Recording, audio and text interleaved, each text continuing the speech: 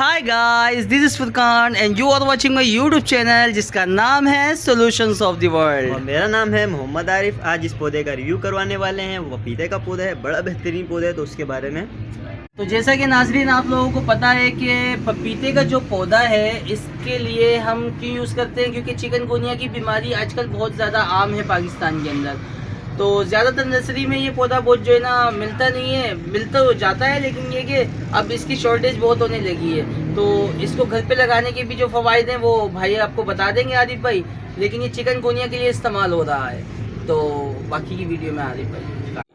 तो नाज़रीन, ये पपीते का पौधा है, जैसे मैं बताया था।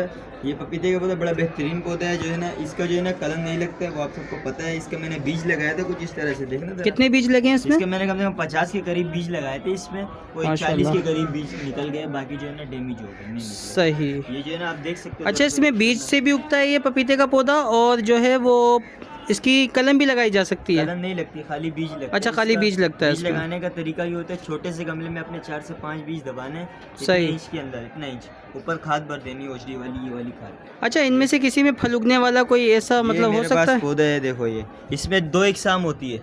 ठीक है, कि इसमें भी 2 इकसाम है, नर और मादा। सही, ठीक है ना। ये नर है या मादा है? कौन सा? इसमें अभी आपको पता नहीं चलेगा। जब इसके इस साइड से फूल निकलेगा ना, यहाँ से जी, अगर लड़ी वाला फूल निकला ना, ऐसे लड़ी वाला, जी, तो वो नर कहलाएगा। अच्छा। अगर एक सिंगल फूल निकलेगा तो वो मादी है, उसमें पपीता लगेगा। ठीक है ना। सही। और ये जो है ना, इसमें जो सबसे ऊपर वाला ये देखो परफेक्ट पौधा जो नजर आ रहा है ना, जी, इसको फल लगने में कम से कम 3 महीने लगेगा। देख लो जरा, नीचे से दिखाना यार। यानी यहाँ ये से अंदाजा स्टार्ट लगा करें लो। तो ये 3 महीने का। 3 महीने में, 3 महीने बाद में फल शुरू होगा। आपके घर पे है तो कमेंट में बता सकते हो, मेरे को कोई इश्यू नहीं है।